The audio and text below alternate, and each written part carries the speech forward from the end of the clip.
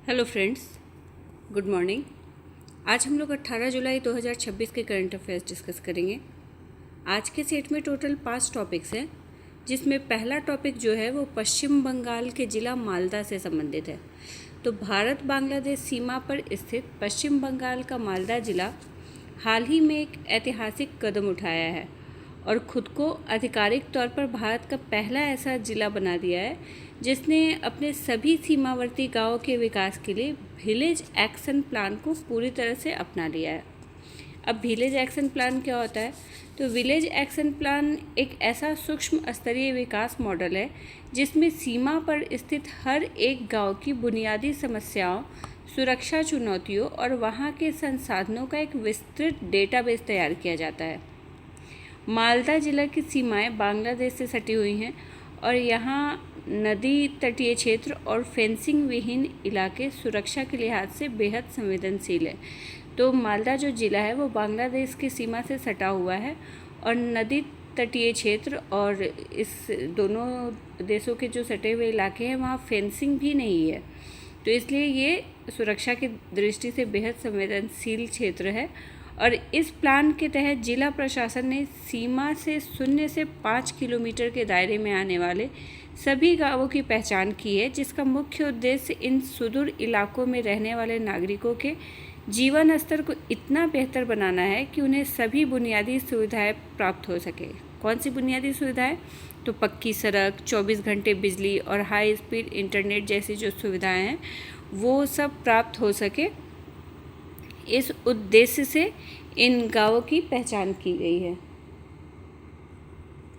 भारत और बांग्लादेश के बीच दुनिया की 5वीं सबसे लंबी अंतर्राष्ट्रीय सीमा है, जिसकी कुल लंबाई 4096 किलोमीटर है और इसमें पश्चिम बंगाल अकेले जो है वो 2217 किलोमीटर का के हिस्से का सीमा का हिस्सेदार है। मतलब सिर्फ पश्चिम बंगाल, अगर देखें पश्चिम बंगाल की सीमा तो 2217 किलोमीटर लंबी सीमा साझा करता है ये बांग्लादेश से। इतनी लंबी सीमा इसकी बांग्लादेश से सटी हुई है।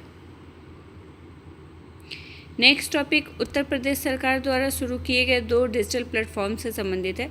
तो उत्तर प्रदेश सरकार ने हाल ही में कौशल सेतु और कौशल सारथी नामक 2 नए डिजिटल प्लेटफॉर्म लॉन्च किए हैं और इसका उद्घाटन व्यावसायिक शिक्षा, कौशल विकास एवं उद्यमिता विभाग के राज्य मंत्री कपिल देव अग्रवाल ने किया। कौशल सेतु पोर्टल क्या है? तो ये उत्तर प्रदेश के कौशल विकास मिशन का एक डिजिटल प्लेटफॉर्म है।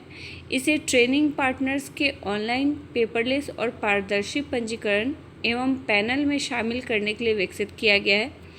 ये प्लेटफॉर्म संस्थानों के पंजीकरण और अनुमोदन की जो प्रक्रिया है इसको पूरी तरह से डिजिटल बनाता है। तो कौशल सेतु पोर्टल का जो काम है ये संस्थानों के पंजीकरण और अनुमोदन की जो प्रक्रिया है उसको पूरी तरह से डिजिटल बनाना है। नेक्स्ट है कौशल सारथी प्लेटफॉर्म।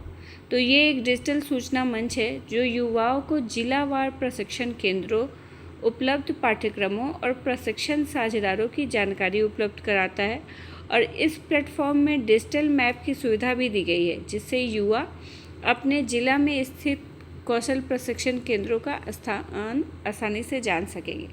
तो घर बैठे डिजिटली आपको बिना गए हुए सारी जानकारी आपको उपलब्ध हो जाएगी इस डिजिटल मैप की सुविधा से, और युवा घर बैठे ही जान पाएंगे कि उनके नज़दीक में कौन से कौशल प्रशिक्षण केंद्र है जो उनके लिए उपयोगी हैं। नेक्स्ट टॉपिक अंतरिक्ष यानी कि भारतीय अंतरिक्ष अनुसंधान संगठन यानी इसरो के पूर्व अध्यक्ष से संबंधित है। तो इसरो के पूर्व अध्यक्ष एस सोमनाथ चेन्नई स्थित अंतरिक्ष प्रौद्योगिकी कंपनी अग्निकुल कॉमसॉम के निदेशक मंडल में पर्यवेक्षक के रूप में शामिल हुए हैं। उन्होंने जनवरी 2022 से जनवरी 2025 तक इसरो के अध्यक्ष के रूप में कार्य किया है और अग्निकुल कॉमसॉम जो है ये चेन्नई स्थित एक भारतीय अंतरिक्ष प्रौद्योगिकी कंपनी है जो छोटे उपग्रहों के प्रक्षेपण के लिए आधुनिक रॉकेट विकसित कर रही है। कंपनी का प्रक्षेपण यान अग्निबाण जो है ये 2 स्तरीय संरचना वाला रॉकेट है। जिसमें पहला चरण प्रारंभिक उड़ान और ऊंचाई प्राप्त करने का कार्य करता है, जबकि दूसरा चरण जो है वो उपग्रह को पृथ्वी की कक्षा तक पहुंचाने के लिए अतिरिक्त वेग प्रदान करता है। तो ये 2 चरणों वाला रॉकेट है और दोनों चरणों में अलग अलग कार्य किए जाते हैं। पहले चरण में ऊंचाई और उड़ान और ऊंचाई प्राप्त करने का कार्य किया जाता है, वहीं दूसरे चरण में पृथ्वी की कक्षा तक पहुंचाने के लिए अतिरिक्त वेग प्रदान करता है। अग्निकुल कॉमसॉम का आगामी मिशन 2 भारत में पहली बार किसी कक्षीय श्रेणी के रॉकेट बूस्टर रिकवरी का परीक्षण करेगा और इस मिशन में पहले चरण के बूस्टर को नियंत्रित तरीके से पृथ्वी की ओर वापस लाया जाएगा और उड़ान के बाद समुद्र से पुनः प्राप्त करने का प्रयास किया जाएगा। अग्निबाण रॉकेट का ऊपरी चरण केवल उपग्रह प्रक्षेपण तक सीमित नहीं है, ये पेलोड की कक्षा में स्थापित करने के बाद भी ये कार्य करना जारी रख सकता है और कंपनी ने इस तकनीक के लिए भारत, अमेरिका और यूरोप में पेटेंट प्राप्त किए। तो ये जो कंपनी है इसने अग्निकुल कॉमसॉम, इसने इस तकनीक के लिए 3 देशों में पेटेंट प्राप्त किया है। एक तो अपने देश भारत में, दूसरा अमेरिका और तीसरा यूरोप। नेक्स्ट टॉपिक बिम्स्टेक की 5वें राष्ट्रीय सुरक्षा सलाहकारों की बैठक से संबंधित है। तो हाल ही में बिम्स्टेक के राष्ट्रीय सुरक्षा सलाहकारों की 5वीं बैठक नई दिल्ली में आयोजित हुई, जिसमें NSA national security adviser Ajit Doval ji सदस्य देशों के बीच क्षेत्रीय सुरक्षा सहयोग को और मजबूत करने का आह्वान किए। उन्होंने संघर्षों, भू राजनीतिक तनाव और तकनीकी बदलाव को सुरक्षा की बड़ी चुनौती के रूप में रेखांकित किया है। और आप लोग को पता होगा कि बिम्स्टेक जो है ये लगभग 1.7 अरब लोगों का प्रतिनिधित्व करता है, यानी कि दुनिया की आबादी का लगभग 22%। और इस समूह की जो संयुक्त GDP है वो लगभग 5 ट्रिलियन अमेरिकी डॉलर है। और भारत की neighbourhood first policy, act east policy और महासागर विजन को ये बिम्स्टेक दर्शाता है। 2027 में बिम्स्टेक अपनी 30वीं वर्षगांठ मनाने वाला है। तो 30 साल हो जाएंगे इस संगठन को बने हुए। अब इसका फुल फॉर्म क्या होता है? तो फुल फॉर्म होता है bay of Bengal initiative for multi sectoral technical and economic cooperation. तो ये भी ध्यान रखिएगा, फुल फॉर्म भी कई बार पूछता है, तो बिम्स्टेक का फुल फॉर्म भी याद रखिएगा। इसके सदस्य देशों की संख्या है 7 और इसकी स्थापना हुई थी 6 जून 1997 को बैंकॉक घोषणा पत्र के अनुसार। इसका सचिवालय कहाँ है? तो ढाका, बांग्लादेश में। कौन कौन से देश इसके सदस्य हैं? तो इसका जो नाम है इसमें ही टोटल इसके 7 सदस्य हैं, जिसमें 5 सदस्यों का नाम तो इस बिम्स्टेक वर्ड में है। कौन कौन से? B for Bangladesh, I for India, M for Myanmar, S for Sri Lanka, T for Thailand. और इसके अलावा आपको 2 और देशों के नाम याद करने हैं, नेपाल और भूटान। तो B अगर चाहे भूटान भी इसमें आ सकता है। स्टार्टिंग वर्ड जो B है उससे 2 देश हो सकते हैं, B फॉर बांग्लादेश और B फॉर भूटान। तो उसके अलावा सिर्फ एक देश रह जाएगा नेपाल, जिसको आपको अलग से याद रखना है। तो समझिए तो 6 देशों के नाम इस बिम्स्टेक वर्ड के अंदर ही है, +6+1 मतलब 6 देश जो इस वर्ड में है और उसके अलावा एक नेपाल, टोटल 7 देश हैं। नेक्स्ट टॉपिक शिक्षा मंत्रालय की एक पहल से संबंधित है। तो शिक्षा मंत्रालय ने हाल ही में unified district information system for education plus यानी कि UDISE प्लस 2025-26 रिपोर्ट तथा राज्यों और केंद्र शासित प्रदेशों और जिलों के लिए प्रदर्शन ग्रेडिंग सूचकांक 2 2025-26 जारी किया है।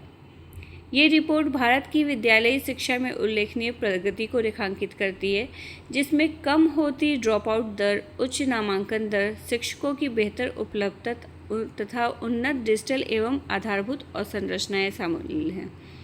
इस रिपोर्ट की मुख्य विशेषताएं कौन कौन सी हैं? तो ड्रॉप आउट दरों में कमी, माध्यमिक स्तर यानी कि कक्षा 9 से 12 तक ड्रॉप आउट दर में उल्लेखनीय कमी दर्ज की गई है। जो वर्ष 2024-25 में 8.2% था, वो वर्ष 2025-26 में घटकर 7% हो गया है। वहीं अगर प्रारंभिक स्तर की बात करें कक्षा 3 से 5 तक, तो इसमें भी ड्रॉप आउट दर 2.3% से घटकर 1.8% हो गया है। और माध्यमिक शिक्षा स्तर पर लद्दाख, गुजरात, छत्तीसगढ़ और कर्नाटक में सर्वाधिक ड्रॉप आउट दर दर्ज की गई है। तो ये भी ध्यान रखिएगा कि किन जगहों पे, किन राज्यों में या केंद्र शासित प्रदेशों में सबसे अधिक ड्रॉप आउट दर दर्ज की गई है। तो लद्दाख, गुजरात, छत्तीसगढ़ और कर्नाटक। वहीं नामांकन एवं प्रतिधारण देख ले तो माध्यमिक स्तर पर सकल नामांकन अनुपात 68.5 से बढ़कर 71.7 हो गया है। और शिक्षक संख्या एवं छात्र शिक्षक अनुपात की बात की जाए तो पहली बार भारत में विद्यालयी शिक्षकों की जो संख्या है वो 1 करोड़ के आंकड़े को पार कर गई है और वर्तमान में 1.02 करोड़ है। मूलभूत विद्यालयी और संरचना की बात करें तो 95% विद्यालयों में विद्युत सुविधा, 99.5% विद्यालयों में पेयजल सुविधा, 98.5% विद्यालयों में बालिकाओं के लिए शौचालय तथा 96.9% विद्यालयों में हाथ धोने की सुविधा उपलब्ध है। लेकिन इन सभी प्रगति के बाद भी शीर्ष स्तर पर प्रदर्शन में कमी देखी गई है। चिंताजनक रूप से किसी भी राज्य या केंद्र शासित प्रदेश ने शीर्ष 3 श्रेणियां जो हैं उत्कर्ष, उत्तम 1 और उत्तम 2 इनमें स्थान प्राप्त नहीं किया है।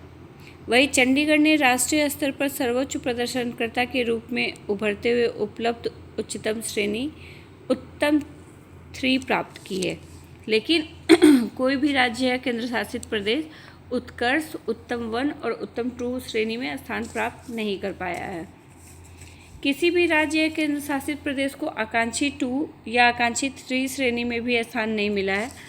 तो ये दर्शाता है कि सभी राज्यों या केंद्र शासित प्रदेशों ने कम से कम मध्यम स्तर का प्रदर्शन जरूर किया है।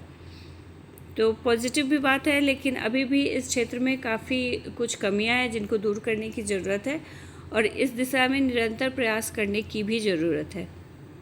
तो ये हमारे आज के टॉपिक्स थे। मिलते हैं नेक्स्ट डे। अगर आपको इससे रिलेटेड PDF डाउनलोड करना हो या पिछले 1 साल का करंट अफेयर्स आपको एक जगह चाहिए हो या आप MCQ के थ्रू अपनी तैयारी को आंकना चाहते हो तो आप ओनली BPSC की साइट या ओनली BPSC के ऐप के थ्रू डाउनलोड कर सकते हैं। Thank you.